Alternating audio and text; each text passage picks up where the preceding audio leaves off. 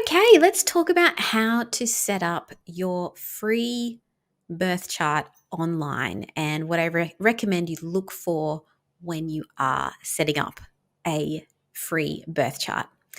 So, first of all, what I recommend is using this website, astroseek.com, which is astro-seek.com. I have in the past recommended other sites to try, but I think that Astro Seek is the most reliable birth chart calculator, and it also gives you some additional information that can be really useful at helping you understand yourself through astrology, especially if you haven't yet had a reading with an astrologer. And even if you have, it gives you a few ways to go a little bit deeper as well, if that's something that you are keen to do on your own. So this birth chart calculator allows you to calculate your birth chart in different ways. It's quite a versatile one.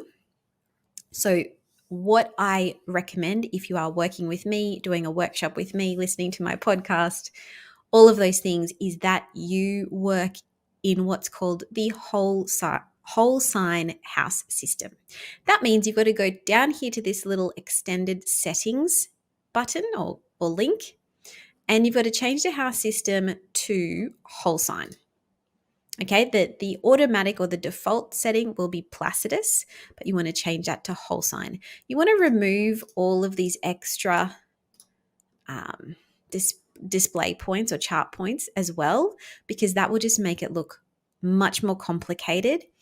They are great when you're looking at more modern astrology, when you're looking at advanced astrology. That's awesome to know.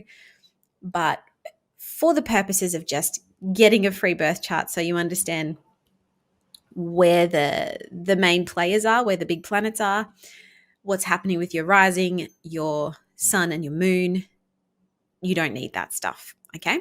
And we want to know where the houses are and what's going on in each of the houses. You don't need all of that stuff yet. That's something to consider later in your astrology journey. So from this point, you've selected the whole sign house system, you've removed all the extra stuff that you don't need. You come in here and you pop in your date of birth, right? So I'm popping in my date of birth here to generate my chart and to make sure that it's correct. I am using my own birth data. So if you don't know the time you were born, you can click unknown time. If you know around about the time you were born, put that in. So if you think it was around 2 p.m. or it was around 6 p.m. or whatever it was, put that in and see what comes up for you, right? If you have an accurate birth time to the minute, that is ideal. That's what we want, because that's going to give you that specific degree of rising sign that then you can work with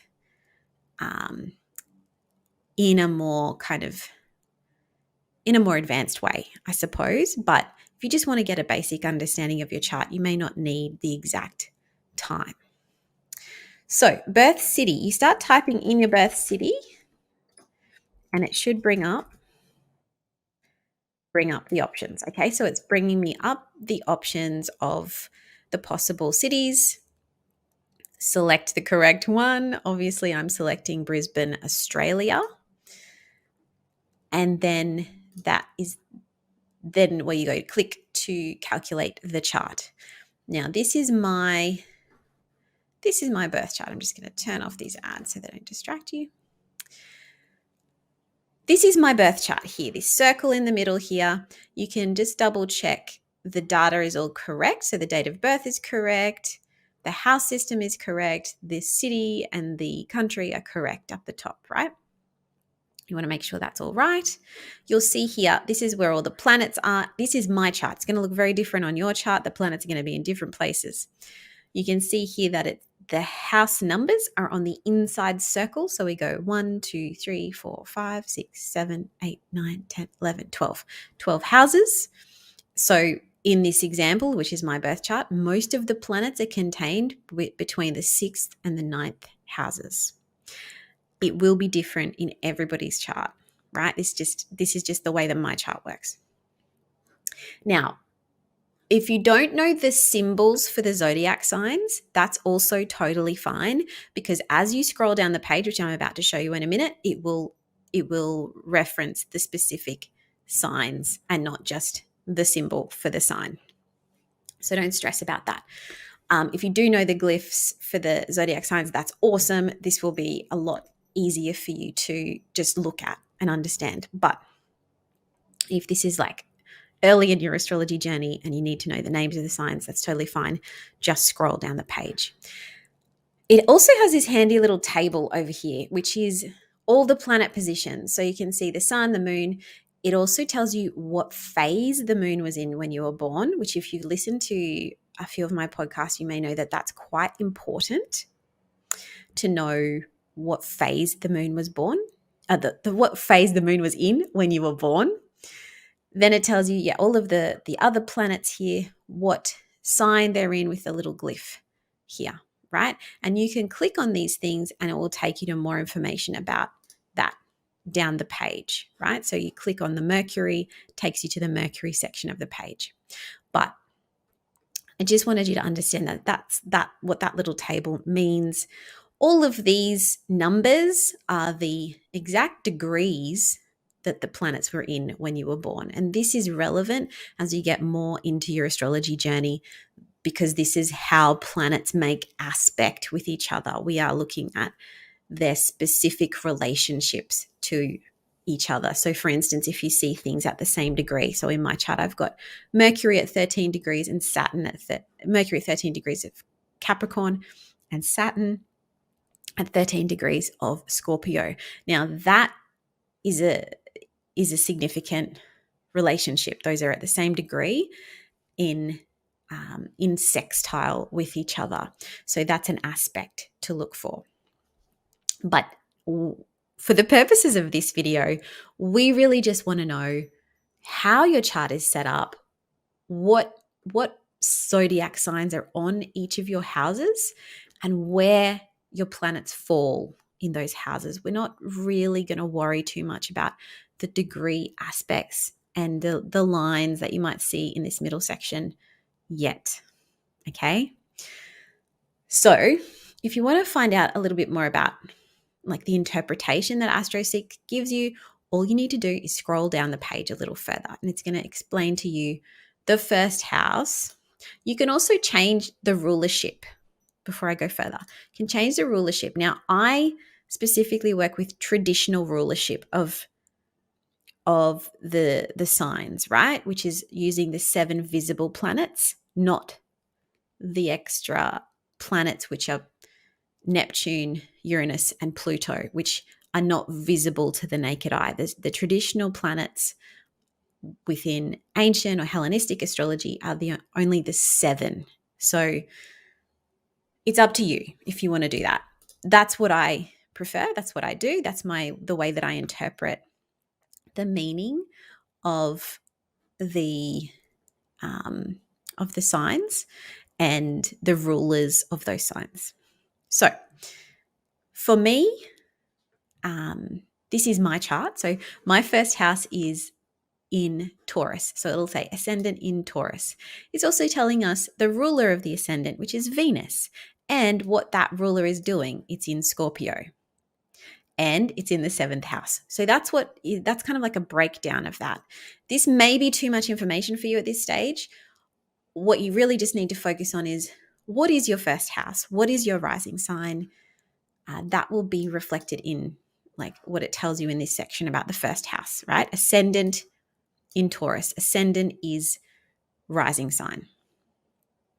Got it. Cool. It also then tells you the 10th house, which I think is great, because that's a really important place to focus on for your business, because it is your career, your prestige, your reputation sector, your public reputation sector. So, it tells you a little bit about what the 10th house in Aquarius, in the instance of my chart, could mean, right? And the ruler of the 10th house being Saturn, because that's how I see the traditional rulership of Aquarius, as it's ruled by Saturn in the 7th house. right? So, and then it tells you if there are any planets in the 10th house here as well. In my chart, there is no planet in the 10th house. And then it's going to tell you any aspects to that MC, that midheaven or medium coli position, right? That's really cool to know, or just really cool to look at. And if you listen to my podcast, if you attend a workshop, if you have a session with me, you'll know that we do spend quite a lot of time talking about your 10th house or your midheaven. So that's something to note. As you scroll further down the page, it's going to give you an interpretation of your sun, your moon, all of that stuff, which is fantastic. Which is a fantastic way to get started into knowing more about yourself. And this is where I would recommend you begin for sure. If you do want to go deeper into all of this, I highly recommend you work with an astrologer. And if you want to work with this from the perspective of your business and how your natal chart, your birth chart, helps you and how you can work with your natal chart more effectively in your business, then that's what you would come to me to book a session with me for. So I offer what's called a cosmic business breakthrough session, which is a 90-minute session. You can book online. We go in depth into your birth chart. We talk about messaging, potential branding, potential timing issues that are happening for you right now, and looking into the next few months ahead. So that can be a really, really helpful thing if you want more clarity, more affirmation, more guidance in working with astrology for your business. And there will be a link below to check out more info on that and to book in. I also really encourage you to listen to some more podcast episodes that I have where I talk about each of these planets and what they can mean for your business.